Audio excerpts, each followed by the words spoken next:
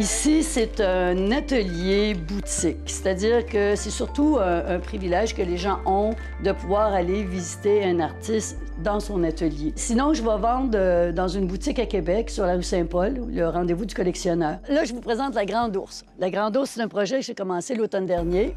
C'est une grande ours qui regarde la Grande Ourse. Mais il y a un projet aussi, c'est que chaque retaille de la Grande Ourse, je les ai récupérés pour faire des cœurs de l'ours que j'ai envoyé à tous mes amis ou mes visiteurs qui viennent me voir. Donc, maintenant, tu fais partie de la consolerie de la Grande Ourse. Ce qui fait qu'il y a des gens en Europe, un peu partout, en Ukraine, en Suède, qui ont un morceau de la sculpture. Elle va devenir très vibrante. Il y en a une cinquantaine déjà de parties. Ça, c'est la méduse de Grand Métis. Quand il y a eu les grandes inondations au jardin à Métis, je suis allée me chercher une souche qui avait été déracinée d'un mélèze. Ça a pris une semaine à enlever l'écorce, mais c'est pas du bois flotté. Et ici, c'est l'antre de la sorcière. Mais il y a le corbeau, qui est la protection. Le corbeau, chez les Amérindiens, il retourne les mauvaises énergies envers ceux qui te les envoient. Donc, c'est pas pour rien qu'on passe en dessous de la queue du corbeau. Les oiseaux. C'est fait avec mon bout de chauffage. C'est pour ça, sur les étiquettes, c'est écrit 100% bio, B-I-L-L-O-T.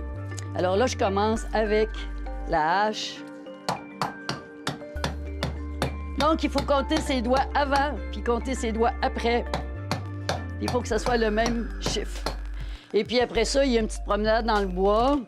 Là, il faut trouver des branches pour faire des têtes que je vais façonner, qu'on va venir poser comme ça. On a déjà une idée d'oiseau. Il faut trouver deux pattes, deux branches pareilles. Là, après, je fais le montage, le collage, puis on rentre dans l'atelier pour faire la couleur. Ça, c'est Ama. C'est une jeune Amérindienne qui regarde la mer au loin. Moi, quand je l'ai faite, je pensais à Kakuna, à Fontaine-Claire, pour regarder les marins qui arrivaient pour venir chercher de l'eau potable. Ses cheveux, c'est les rivières qui se transforment en fleuves. Puis là encore, on reconnaît toujours le tronc d'arbre, parce qu'à l'origine, c'est un tronc de cèdre, et puis il y avait déjà cette forme-là qui m'a inspiré l'indienne dedans. Il n'y en a jamais eu deux pareils. C'est impossible parce que c'est toujours la branche qui va m'inspirer, la forme de l'oiseau. Il s'est dessiné des familles, mais... Et puis voilà les habitants de Saint-Piquet-de-Pécu. Ça, c'est à partir justement du piquet de cèdre.